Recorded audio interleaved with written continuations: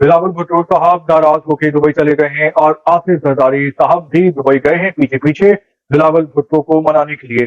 तो क्या ये बात सच है? यह दोनों बाप बेटा गुड कॉप और बैड कॉप खेल रहे हैं। हकीकत क्या है, फसाना क्या है, इससे बात करते हैं। जी अस्सलाम वालेकुम, मेरा नाम खुर्रम फहद है। आसिफ जरदारी साहब कहते हैं कि बिलावल अभी बच्चा है और उसकी ट्रेनिंग चल रही है। क्या वाकई? क्योंकि जरदारी साहब ने 2015 में भी यही बयान दिया था और जरदारी साहब ने 15 साल पहले भी यही बोला था कि बिलावल भुट्टो अभी अंडर ट्रेनिंग है। तो सवाल ये पैदा होता है कि बिलावल भुट्टो साहब की आखिर ट्रेनिंग जो है वो कंप्लीट कब होगी, क्योंकि वो वजीर खारजा भी बन चुके हैं। क्या अब भी वो ट्रेनिंग चल रही है उनकी? और पीपल्स पार्टी की तरफ से वो वजीर आजम के उम्मीदवार हैं 2024 के इलेक्शन में। तो आखिर उनकी ट्रेनिंग खत्म कब होगी? देखिए, एक कहावत तो ये है कि हर दिन इंसान को कुछ नया दिखाता है, कुछ नया सिखाता है। तो वो बात 16 आने सही है और वो बच्चे से लेके बुजुर्ग तक पे ये बात सादिक आती है, फिट बैठती है। लेकिन हर दिन कुछ नया सीखना देखना एक अलग बात होती है और ट्रेनिंग अलग चीज होती है। तो आसिफ जरदारी साहब क्या कहना चाह रहे हैं, क्या बताना चाह रहे हैं, क्या दिखाना चाह रहे हैं?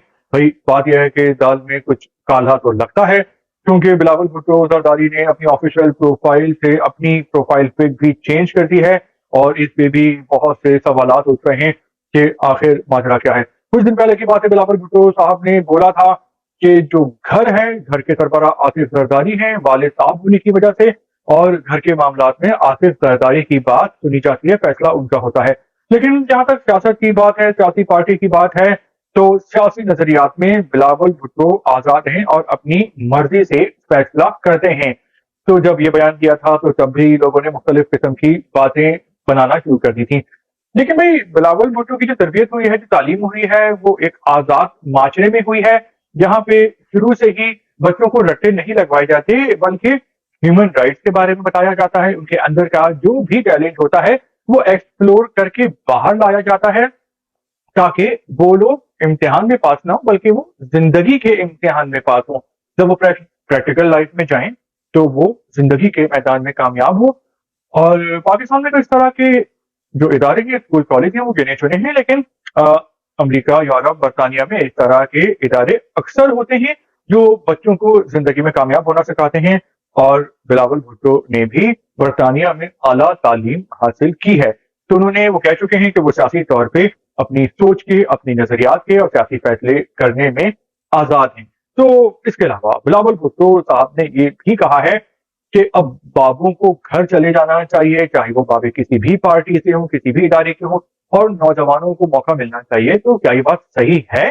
भाई वो बात ऐसी है कि हमने 70 साल में तो देख लिया, बाबू को मौका दे के, बाबू के हाथ में ये मुल्क है और उन्होंने अपने जो फायदे उठा लिए, अपने मफाद पूरे कर लिए।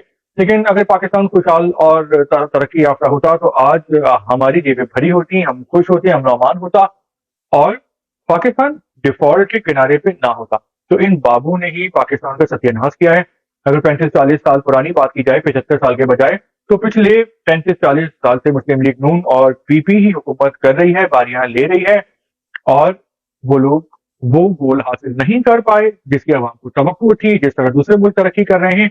तो ये जो सारे बाबे हैं ये फेल हैं, और अगर पाकिस्तान को कामयाब करना है तो इन बाबू से जान छुड़ानी होगी। तो बिलावल भुट्टो के इस बात में दम है, वजन है। लेकिन बात यह है कि जो दुनिया में सबसे ज्यादा नशा होता है वो ना तो शराब का होता है, ना शबाब का होता है, ना कबाब का होता है, बल्कि ताकत का होता है।